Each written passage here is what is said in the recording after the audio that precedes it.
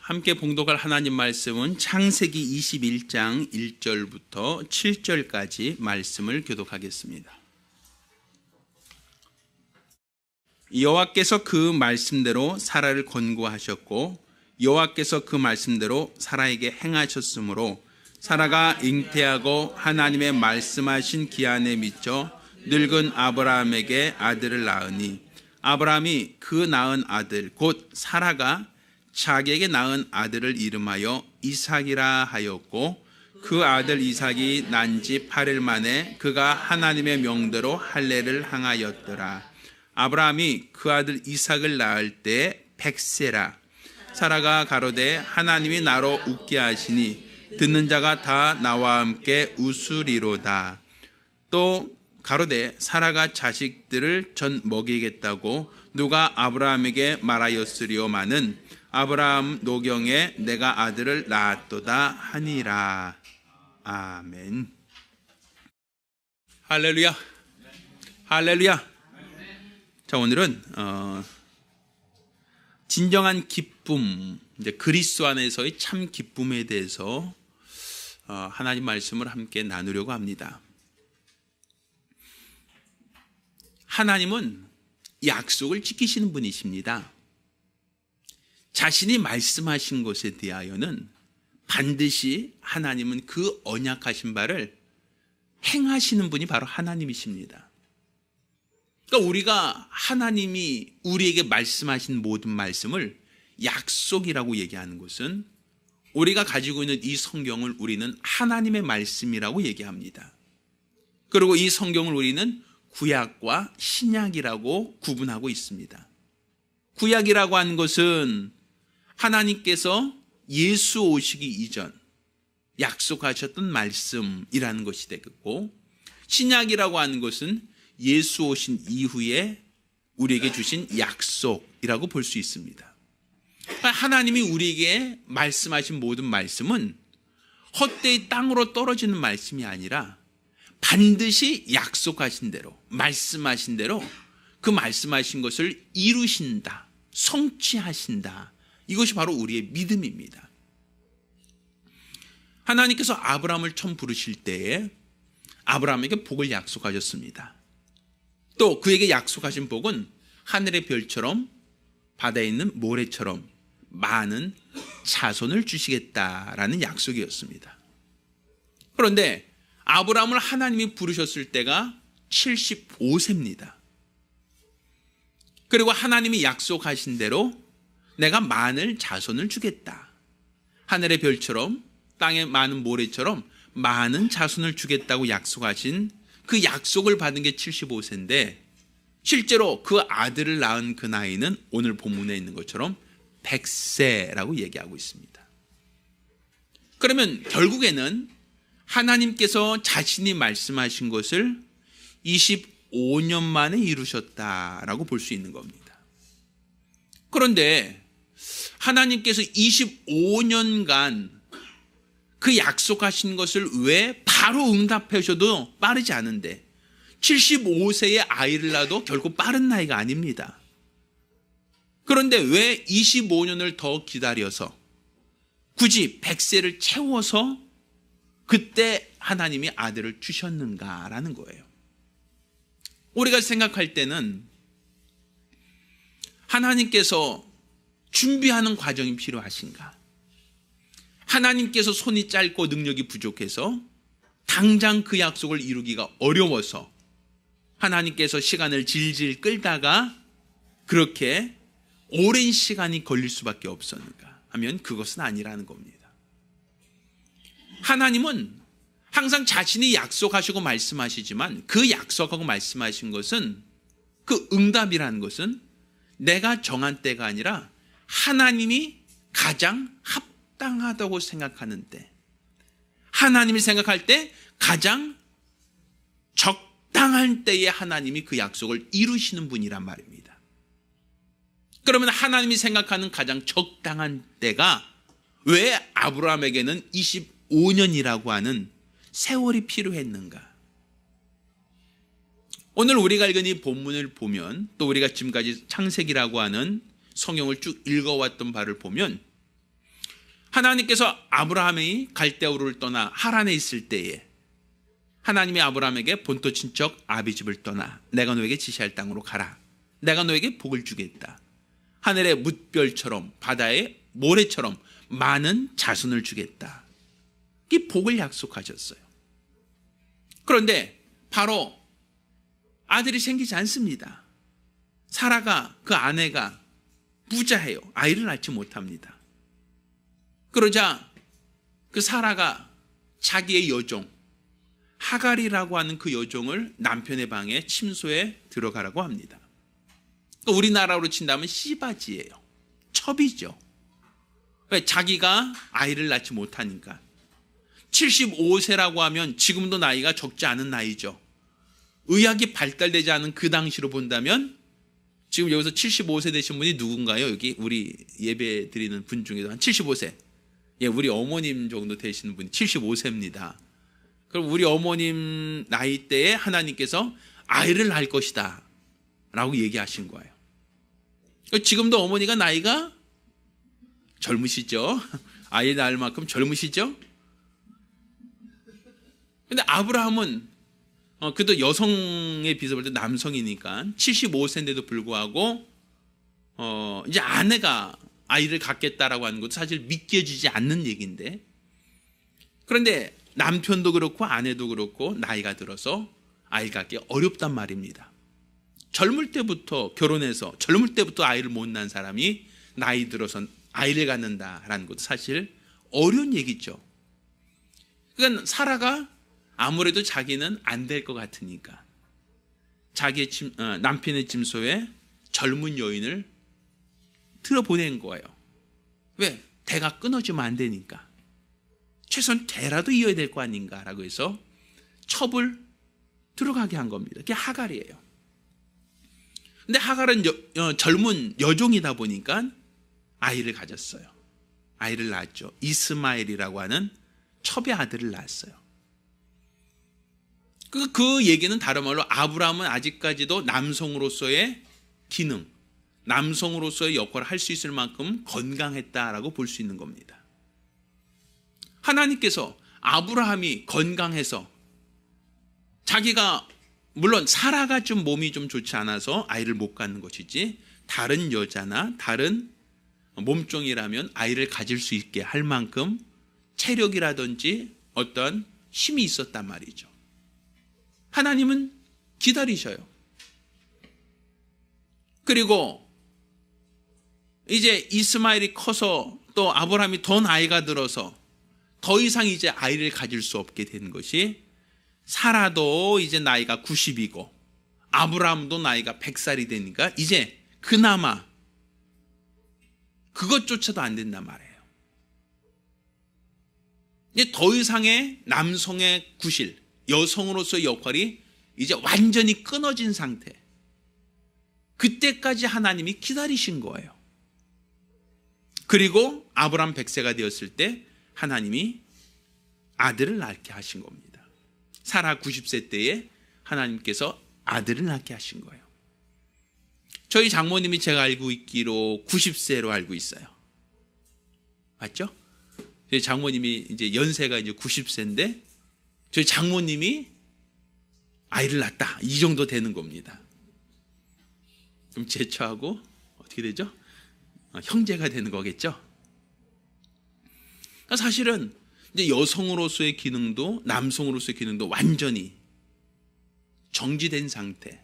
도저히 의학적으로나 생물학적으로는 이제 더 이상 안 될 때, 그때 하나님이 아들을 주겠다라는 것이었어요.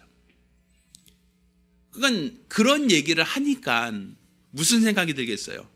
처음에는 아들을 낳을 것이다 라고 얘기하니까 기대를 갖죠. 하나님이 아들 주신대. 그런 기대를 갖고 잠자리도 같이 하고 노력도 하고 좋은 것도 먹고 나름대로 노력을 했겠죠. 근데 한 해가 지나고 두 해가 지나고 시간이 지나도 아이를 못 갖습니다. 10년이 지나도 아이를 못 갖고 20년이 지나도 더 이상 아이를 못 갖습니다. 나이는 점점 들어서 사라 나이가 이제 90세가 돼가고 있어요. 그럼 이제 그쯤 되면 무슨 생각이 들어요? 포기하죠, 사람들이. 안 되나 보다. 하나님이 말씀하셨지만, 그렇지만 우리 때에선 볼 수 없나 보다. 자포자기하게 되죠. 자, 근데 자포자기할 때쯤 됐을 때 천사가 옵니다. 그리고 천사가 다시 한번 그 약속을 주지시켜줘요. 자, 너에게 아들이 있을 것이다. 자, 그 본문이 어디냐면 창세기 17장에 있습니다. 자, 창세기 17장을 보면, 자, 15절부터 그 얘기가 나오는데,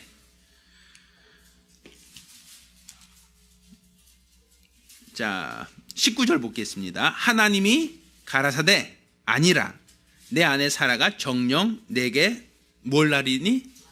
아들을 낳으리니 너는 그 이름을 무엇이라 하라? 이삭이라고 하라. 이렇게 얘기하고 있어요.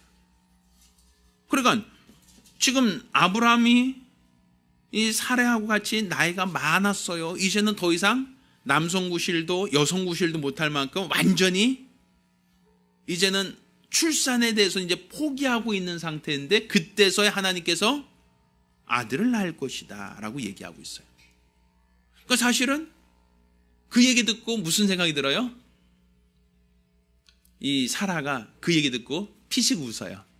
에이, 나이가 몇 살인데, 아유 이제 지금 이 나이에 아이 낳으면 이제 욕먹어요 하면서 피식 웃죠.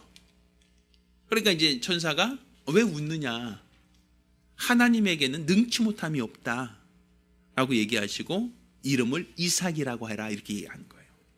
이삭이라고 하는 이름 뜻이 무엇이냐면 웃다요, 웃다. 그럼 사라가 피식 웃었을 때 그 웃음은 무슨 의미의 웃음이겠어요? 하나님께서 너에게 아들이 있을 것이다 하니까 사라가 웃었어요. 근데 너 왜 웃었냐 하니까 안 웃었습니다. 천사가 아니다, 너 웃었다라고 했어요. 그리고 이름을 이삭이라 해라. 웃었다, 웃다라고 하는 이름을 지어줬어요. 그럼 천사가 웃는다라는 이삭이라고 하는 이름을 지어준 이유는 그때 사라는 너무 기뻐서 웃었다. 이게 맞습니까? 아들을 낳는다고 하니까 어머나 그래요 진짜요 하면서 너무 기뻐서 웃었을까요? 아니죠. 무슨 웃음이에요? 이 웃음은 진짜 기가 막히고 코가 막히고 아이고 이게 말도 되냐 이게 하면서 비웃음이죠. 쉽게 표현해서. 아니 이게 무슨 말이야 이게. 야 이 참 내 나이가 몇 살인데 이 90세 가까이서 무슨 이 할망구가 무슨 아이야 하고서는 그냥 씩 웃었겠죠. 어이없어서. 너 웃었다? 네가 아들 낳으면 이름을 이삭이라 해라. 웃다란 뜻이에요. 실제로 오늘 우리가 읽은 본문을 보면 아들 낳았어요. 사라가. 그리고 그 이름을 뭐라고 줬어요? 이삭이라고 줬어요. 그 이삭이라는 뜻이 뭐라고요? 웃다. 그럼 여기서 웃다라고 할 때 사라가 얘기합니다. 자, 하나님이 이름을 이삭이라고 줘라. 그 얘기는 너 뭐 했으니까? 너 왜 웃었냐? 하나님이 능치 못할 일이 없는데 너는 왜 내가 할 수 없다고, 내가 불가능하다고 하여 네가 웃었느냐? 그럼 이삭이라고 해라. 그럼 이삭이라고 부를 때마다 뭐가 생각나요? 내가 비웃었던 건 생각나잖아요. 에이 이게 뭐 말도 안 돼 라고 믿음 없으니까 비웃었던 것이 생각나죠. 이삭아 할 때마다 웃다라고 생각하니까. 근데 이 사라는 이삭이라고 이름하면서 뭐라고 표현하냐면 6절에 이와 같이 얘기합니다. 사라가 가로되 하나님이 나로 웃게 하시니 듣는 자가 다 나와 함께 웃을 것이다. 하나님이 나로 웃게 하셨다. 여기서 말하는 웃다라고 하는 것, 또 사람들이 나와 함께 웃을 것이다 라고 하는 이 웃음, 이 웃음은 비웃음의 얘기가 아니죠. 여기서 말하는 하나님이 나로 웃게 하셨다 할 때 웃음은 하나님이 나를 비웃게 하셨다 이렇게 얘기가 돼야 될까요? 아니죠. 처음에 아들이 있을 것이다 할 때는 피식 웃었어요. 너 왜 웃었느냐? 이름을 이삭이라 해라. 웃다라고 줘라. 근데 여기서 진짜 아들을 낳았어요. 그리고 하나님 말씀대로 그 아들 이름을 이삭이다라고 했어요. 근데 사라는 그와 같이 얘기합니다. 하나님이 나로 웃게 하시니 다른 사람들도 이 아이를 보고 웃게 될 것이다 라고 얘기했죠. 자, 이 웃게 된다라고 하는 것, 이게 바로 약속이에요. 처음에는 비웃음이었지만 그 비웃음이 진정한 기쁨이 되게 하는 것, 이게 하나님의 약속의 성취입니다. 우리가 하나님 말씀을 받을 때는 설마 될까? 안 될지 몰라? 라고 우리가 그렇게 생각하지만 하나님은 자신이 말씀하신 것을 결코 포기하지 않으신단 말이에요. 내가 포기하지 않는 한, 내가 그 말씀을 버리지 않는 한 하나님은 자신이 약속하신 것을 반드시 지키시는 분이란 말입니다. 그러니 그분이 말씀이 이루어질 때 그것이 나에게 기쁨이 되고, 또한 이 아이를 볼 때마다 모든 사람이 함께 기뻐하게 될 것이다 라는 것이 약속이에요. 그러면 하나님이 왜 아브라함이 100세가 될 때까지 그분이 기다리셨는가?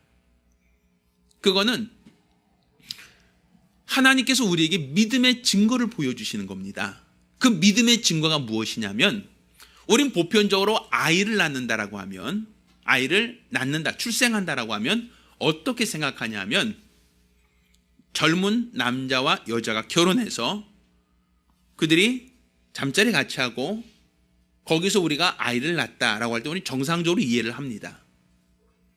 우린 건강한 남녀가 결혼해서 아이를 낳는 것을 이상하게 생각하진 않아요.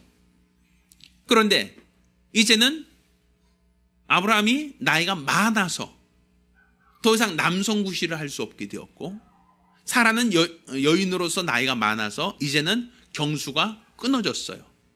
더 이상 아이를 가질 수 없는 나이가 됐어요. 그것을 우리는 생물학적으로 봤을 때는 이미 죽은 몸이란 말, 기능이 죽었어요. 남성으로서의 기능이 죽고 여성으로서의 기능이 완전히 중지됐어요. 그런데 아이를 낳았다라는 거예요. 그럼 그 아이는 인간의 노력으로 된 겁니까? 아니면 하나님에 의해서 된 겁니까? 인간이 노력해서 아이를 만든 것이 아니라 하나님에 의해서 하나님이 주신 것이죠. 생물학적인 노력으로 되어진 것이 아니라, 의학적인 방법으로 된 것이 아니라 하나님에 의해서 하나님의 능력으로 주신 아이란 말입니다. 그럼 예수 그리스도께서 이 땅에 오셨는데, 예수 그리스도는 마리아라고 하는 태를 통해서 오셨어요.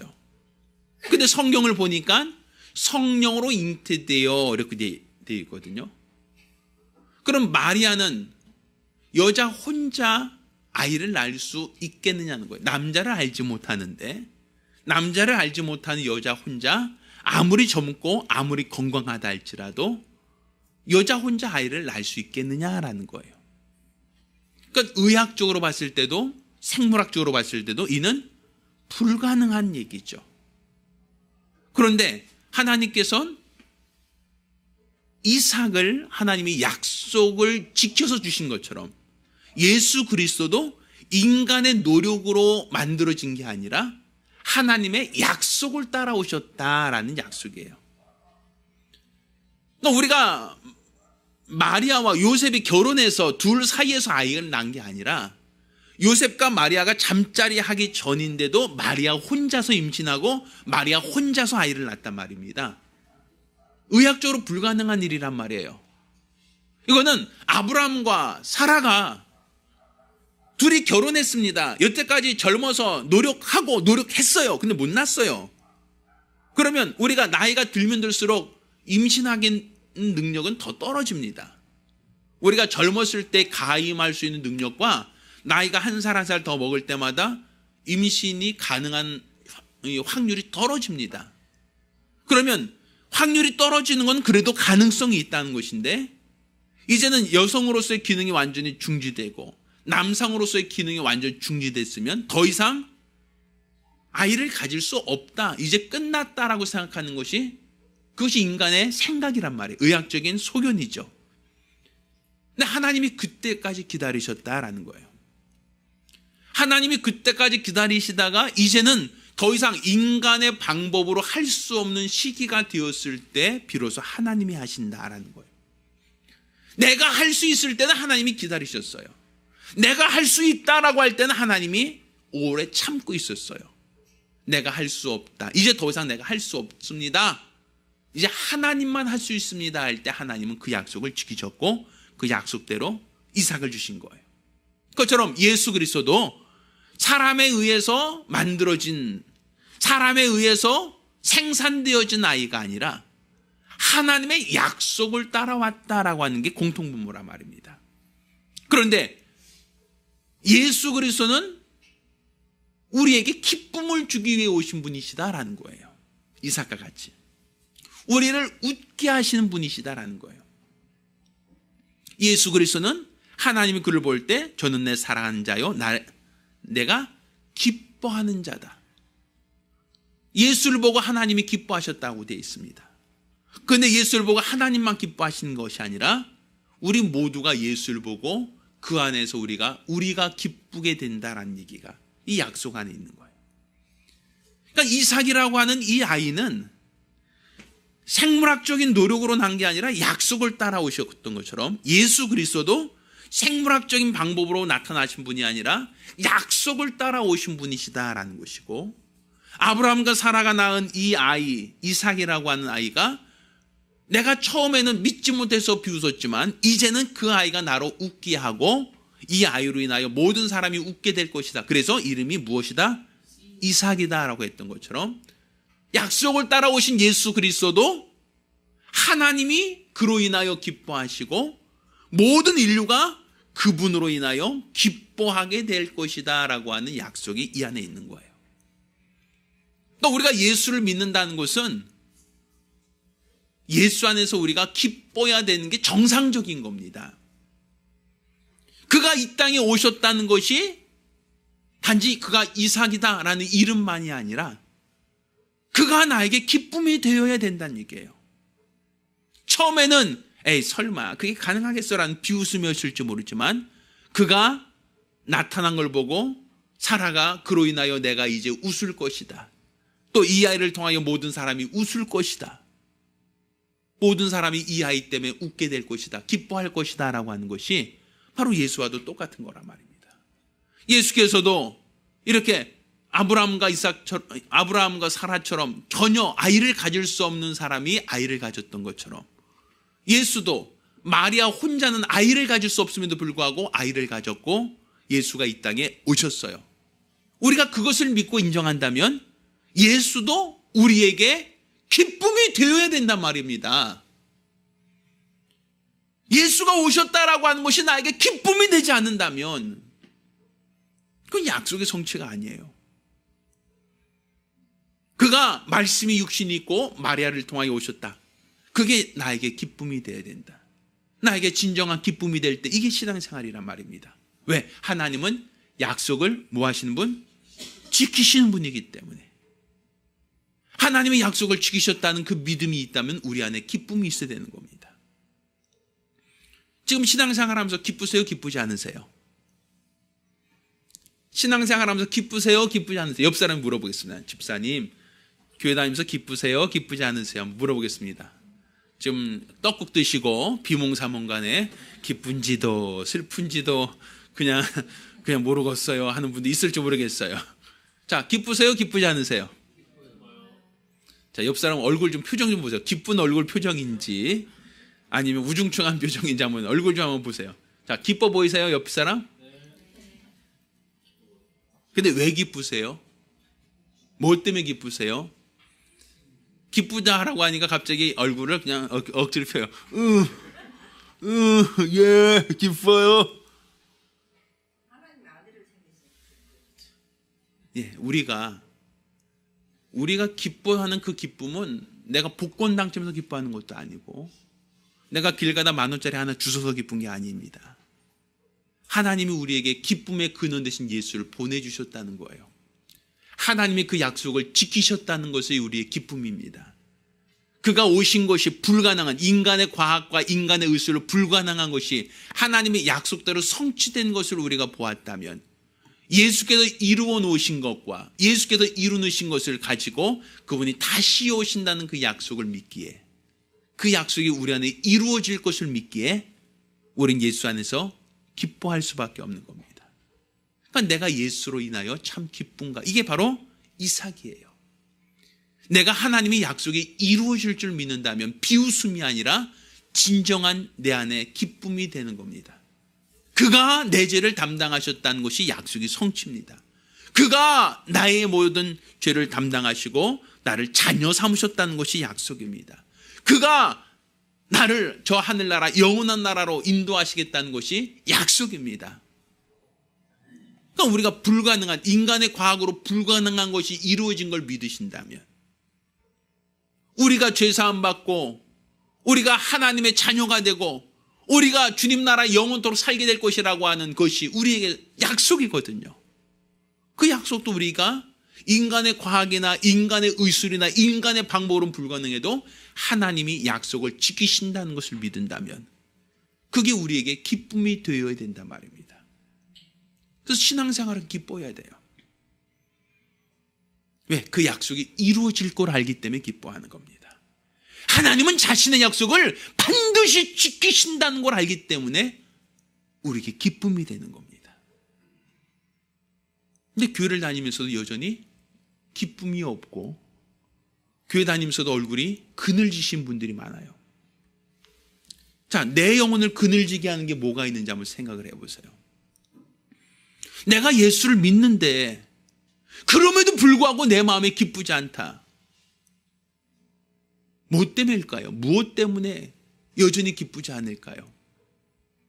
예전에 제가 이 오스트리아를 간 적이 있어요. 거기 체코라고 하는 나라에 선교할 때 오스트리아 빈에 비행기가 착륙해서 체코까지 자가용으로 한 4-5시간 정도 국경 넘어서 간 적이 있었거든요. 근데 비행기에서 이제 착륙할 때쯤 됐어요. 랜딩 기어가 딱 내려오고 착륙할 때쯤 해가 지는 것을 봤어요. 진짜 멋있어요. 하늘에서 보는 해, 일몰이죠. 일몰. 그거는 땅에서 보는 거하고 전혀 달라요. 구름 위에서 해가 쫙 지는데 구름 전체가 빨개져요. 구름이 빨개지고 해가 쫙 지는 게 진짜 멋있어요. 창문으로 다 달라붙었어요. 우와 그러면서 봤어요. 근데 그 일몰을 보면서 이제 착륙하겠습니다라고 하고 착륙을 하는데 구름 속으로 쑥 들어와요. 마치 안개 속으로 들어오는 것 같아요. 딱 착륙했는데 아래는 뭐가 오고 있어요? 비가 오고 있어요. 아래는 계속 비가 오고 있어요. 공항에는. 거기 우리나라처럼 이렇게 개찰구가 이렇게 뭐라 하죠? 이렇게 딱 연결돼서 바로 내리면 비도 안 맞을 텐데 거긴 그게 안 돼 있는 바람에 그냥 계단으로 내려와서 비 맞으면서 버스 올라타고 버스로 이동해서 어떤 공항으로 이동한 적이 있었어요. 근데 비가 오더라고요. 그러니까 비가 오는데 이제 바로 공항 비행기하고 바로 연결되는 그게 없다 보니까 그냥 거기서 계단으로 내려와서 거기서 이용하는 버스 타고 버스가 이렇게 가서 공항으로 내려줘서 어떤 개찰하고 나왔던 기억이 나는데 비가 쭈룩쭈룩 내리니까 짐 가방 들고 이거 비 내리는데 이거 가기가 조금 쭈삣쭈삣했던 적이 있어요. 해가 뚝 떨어지는 바람에 또 캄캄해지고. 자, 아래에 있는 사람, 오스트리아에 있는 사람들, 공항에 있는 사람, 모든 사람 다 뭐라 그래요? 오늘 날씨는 비 왔다라고 얘기해요. 비 왔다. 그런데 내가 하늘에서 본 하늘은, 구름에서 본 하늘은 해가 떴고 해가 장엄하게 지는 모습을 봤어요. 아래에 있는 사람 그거 봤을까? 못 봤을까요? 못 봤을 거예요 아마. 비 내리는 것만 봤을 거예요 아마. 해가 떴는데 왜 햇빛이 그 공항에 비치지 않았을까요? 뭐 때문에? 구름이 가려워서. 구름이 가려져 있어서 해지는 게 안 보여요. 그 아름다운 모습이 보이지 않았던 거예요. 그러면 하나님은 우리에게 기쁨을 선사하셨어요. 약속을 지키셔서 기쁨을 우리에게 약속하셨는데 왜 우리가 기쁘지 않습니까? 그거는 우리 마음에 그늘져 있어서 그래요. 내 마음이 하나님을 믿습니다라고 하는 내 마음이 그늘져 있어요.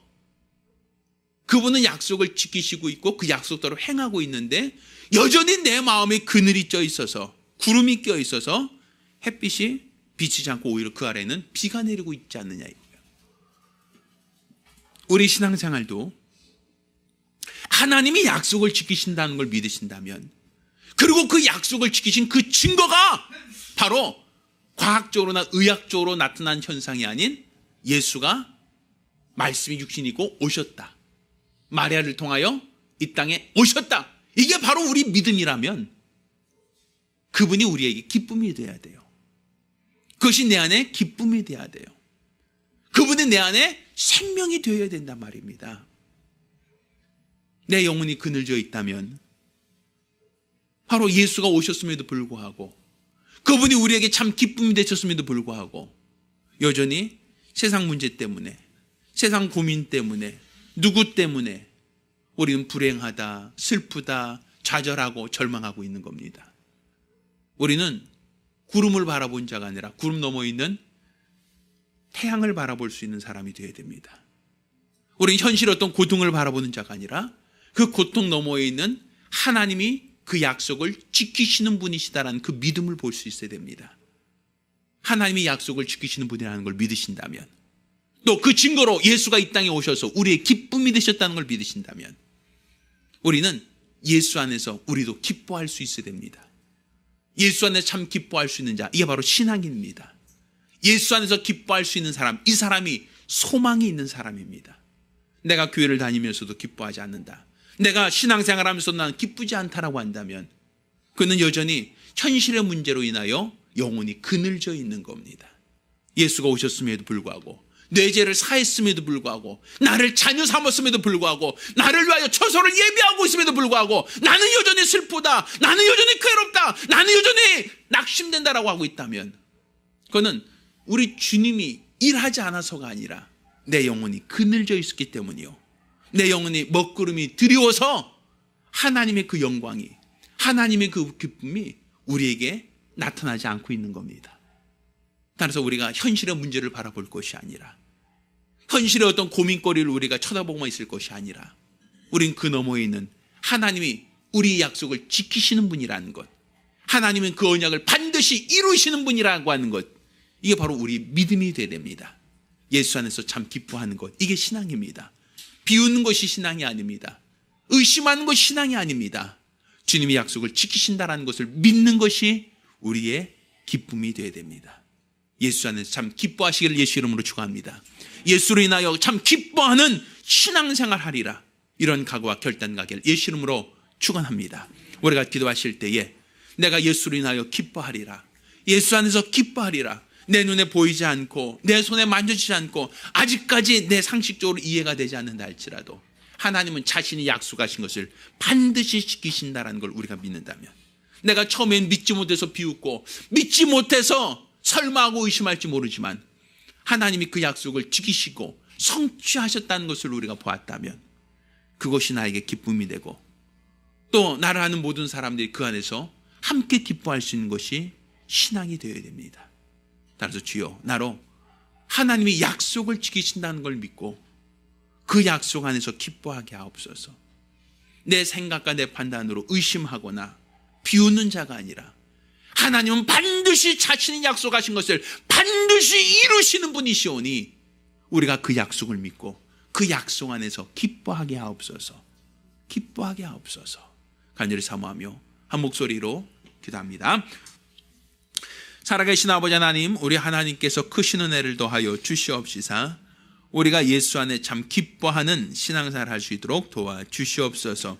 처음에는 사람들이 하나님이 신실하신 것, 하나님이 자신의 약속하신 바를 반드시 지키시는 분이라는 것을 알지 못하기에 내 생각과 내 판단에 기초하여 하나님의 말씀을 비웃고 의심하고 불신할 수밖에 없사오나, 그렇지만 우리 하나님께서는 자신이 약속하신 것을 단 하나도 포기하지 아니하시고 반드시 그 약속을 지키시는 분이라는 것을 우리가 알았사오니, 이와 같이 우리 하나님께서 그 약속을 지키신다는 것이 바로 우리의 믿음이 되게 하여 주시옵시사 내 안에 있는 모든 의심과 불안과 걱정과 염려를 내어버리게 도와주시고 약속을 응하시고 약속을 지키시는 하나님을 알고 믿고자 하는 거룩한 믿음의 사람들이 될 수 있도록 도와주시옵소서.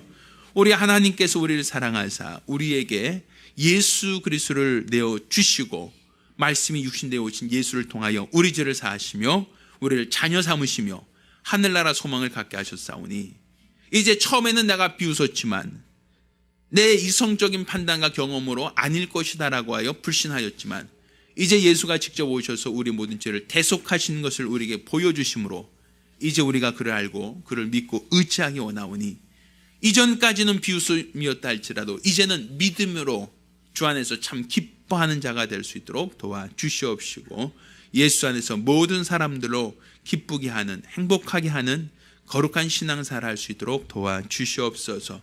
우리 하나님께서 우리 모든 성도들 예수 안에 기뻐하기 원합니다.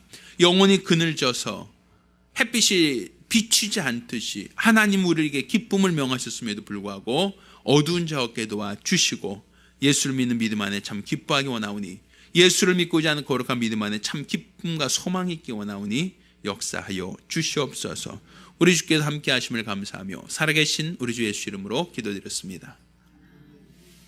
이제는 우리 주 예수 그리스도와 아버지 하나님의 극진하신 사랑과 보혜사 성령님의 교통하시고 역사하심이 오늘이와 같이 예수 안에 참 기뻐하기로 결심한 우리 모든 성도들과 가정들 이롭던 영광이 함께 있을지어다. 아멘. 우리 하나님께 영광을 드리겠습니다.